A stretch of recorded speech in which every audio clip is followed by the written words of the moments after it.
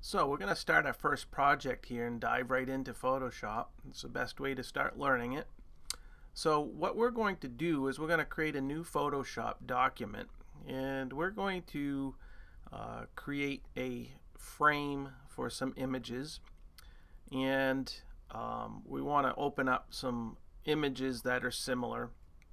In this case here we're going to do some castles, and so I'm going to come up here and do a file, browse and bridge, okay, and I'm going to go to my folders and make sure that I'm on my stock images. Under stock architecture I'm going to go to castles, okay. So I'm going to go back to my essentials here, or maybe preview. It depends on how you want to look at this, but I'll just go to essentials here, okay. So what I want to do for this is I want images that are relatively similar as far as how they're positioned. Okay, so you can see here in Bridge we have what we call landscape photographs that are longer than they are tall.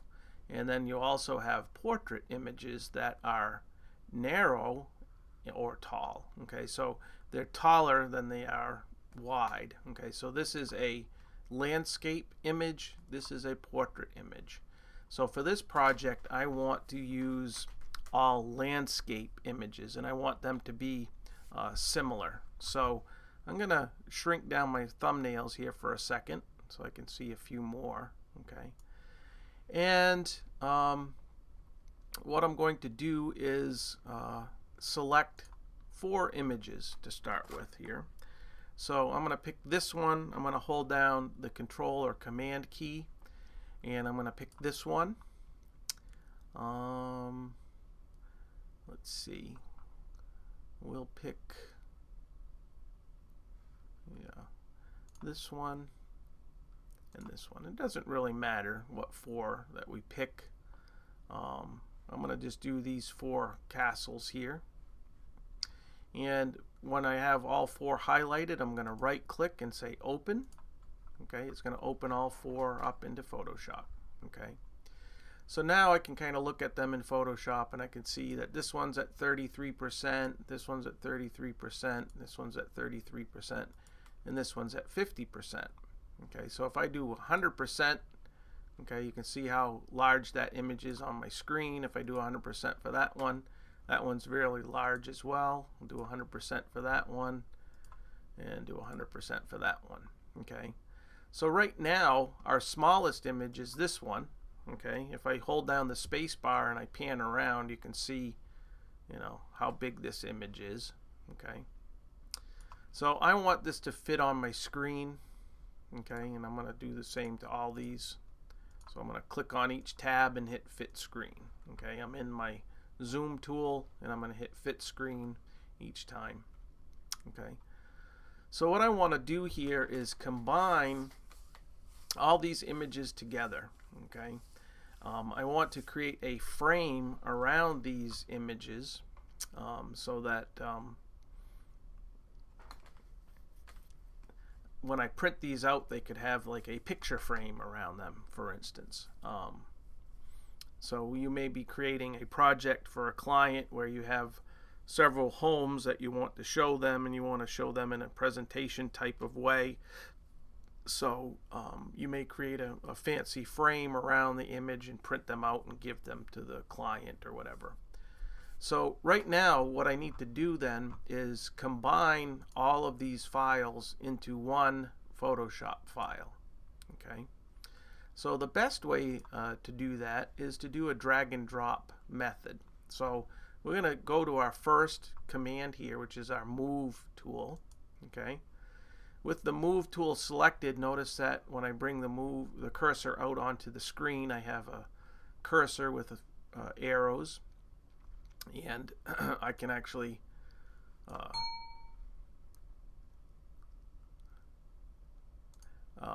when I click and drag, notice I can't do anything because it's telling me that it can't use the move tool because the layer is locked.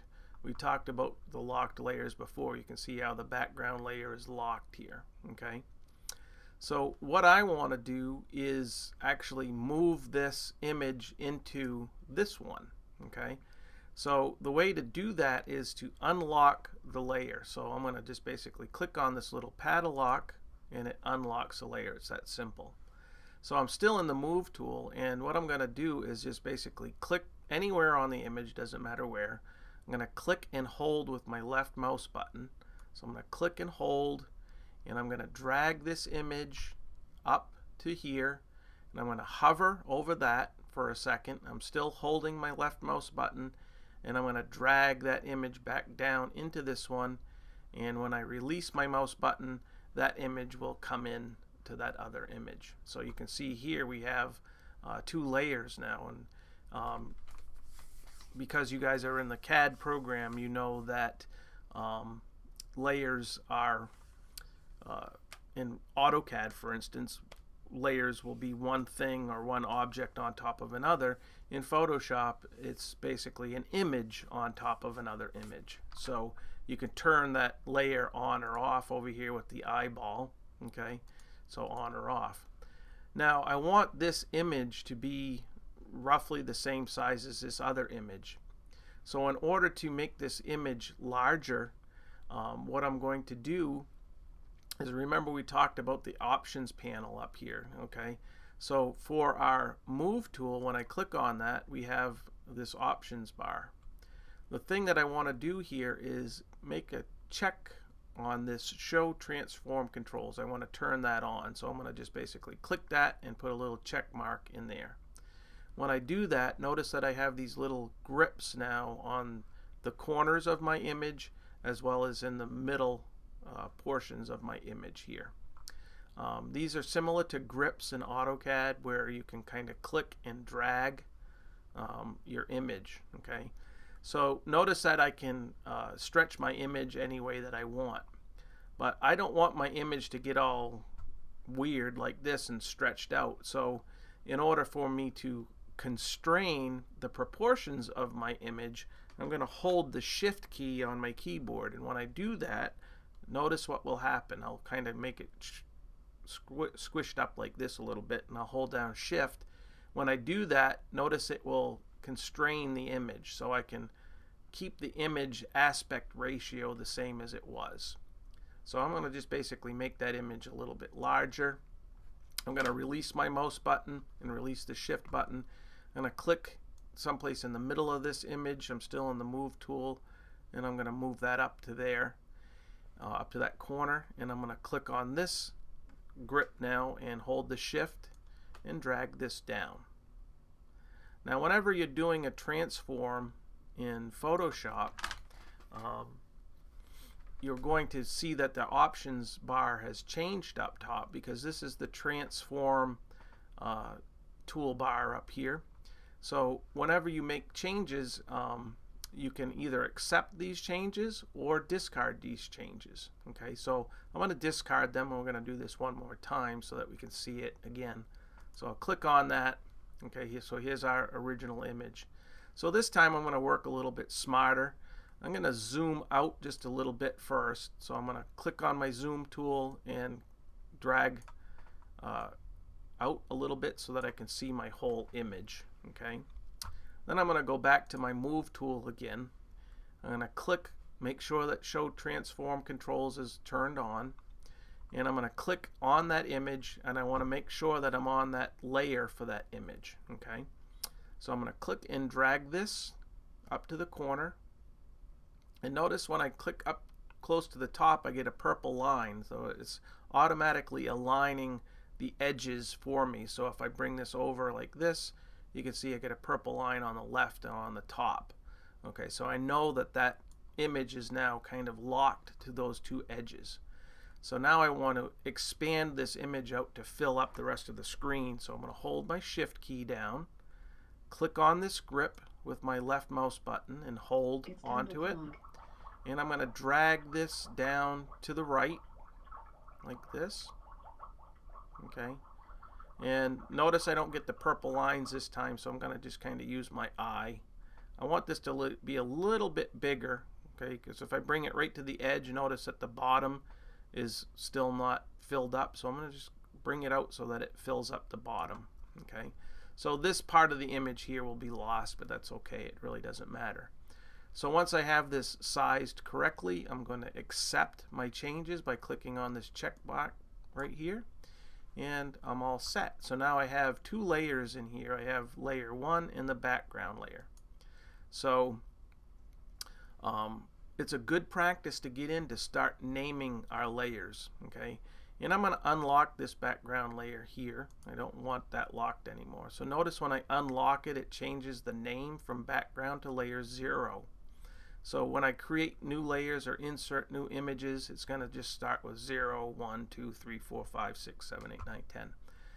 Well, these names really don't make a lot of sense to me, so I'm going to rename these. I'm going to call this Castle Bench because we have a bench in the front here. So I'm going to just double click on the name and it will highlight that name so that I can put in Castle Bench. Okay, and then I'll turn on this layer here and I'm going to double click on layer 1 and I'm going to call this Castle Foggy. Okay, so now I have these two images, and we still have images up here.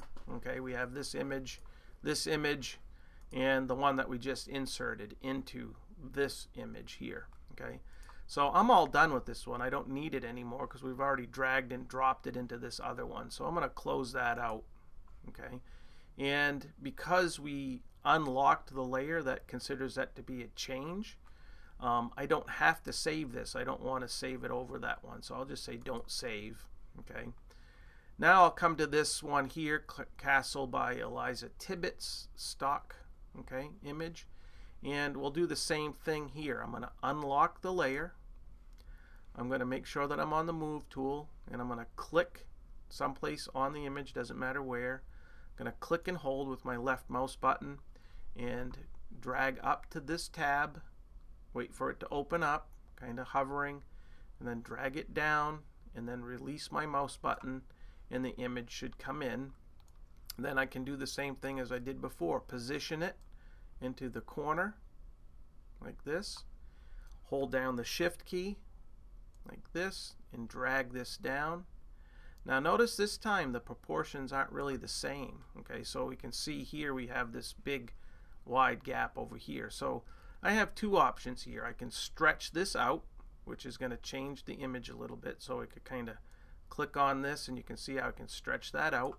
Okay, it doesn't make the image look really that much different than it did before. Okay, I'm going to go back one step. Okay, so when I want to undo something in Photoshop, I can hold down the control key on a PC or the command key on a Mac and select the Z key or the Z key, the letter Z.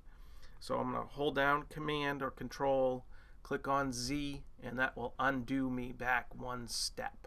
Okay, so I don't really want to stretch this out, so I want it to stay constraining correctly. So I'm going to click shift again, click this corner grip again, and just kind of drag this out like this. Okay, so that keeps the proportions the same. So what did we lose here? Okay, if I use my space bar, I can pan up a little bit on this. I can accept the changes. Okay, and when I move this image now, we can see here we just basically lost some of this grass down bottom here and trees. It really doesn't really matter. So I can position it as long as it's covering my whole image. You can see how I can move it like this, and the other image below is showing up. But I can just move it around and you'll feel it kind of snapping to the corners, okay, and so on and so forth. So here we have this castle. I'm going to name this one, and we're going to call this Castle Hill. All right.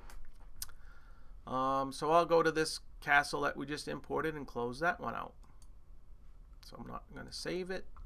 And I'll go to my last one here with the geese. So here we have this castle. I'm going to unlock the layer, make sure that I'm in the move tool, make sure that show transform controls is on. That should always stay on, but it's good to just double check. So I'll click anywhere in this image, click and hold with my left mouse button, hover over this tab till it opens, bring my cursor down, and then release my mouse button. Okay, then I can position this like so, and then size it by holding down Shift again and dragging until it fills up my image like that. Accept my changes, and we'll close this out. Okay, so I'm not going to save that one as well. So now we have one Photoshop document with 4 images all within the same document. So this one here, again, we'll name this one Castle Geese. Okay, so we can turn layers on or off. So notice that the layer that's on top, Castle Geese, is the one that's showing up. If I want to see Castle Bench, I'm going to have to turn off each one of these layers in order to see it. Okay, so if I want to see Castle Hill, I turn that one on. That one's on top of everything else. I turn on Castle Geese. If I turn on Castle Foggy, it's not going to show up because it's underneath all these other ones. If I want to see Castle Foggy, we can actually move layers around. So when you click on a layer, notice it highlights it in blue. Okay, so that's the active layer currently. So I'm going to click and hold and drag this up to the top. Notice that you can see how it's highlighting. That's where it would put it between there and there, or right at the very top. So now Castle Foggy's on top. I could put Castle Hill on top or Castle Bench on top by just clicking and holding and dragging. Okay, just depends on the order that you want them. So we're going to pause and then we'll create the frame.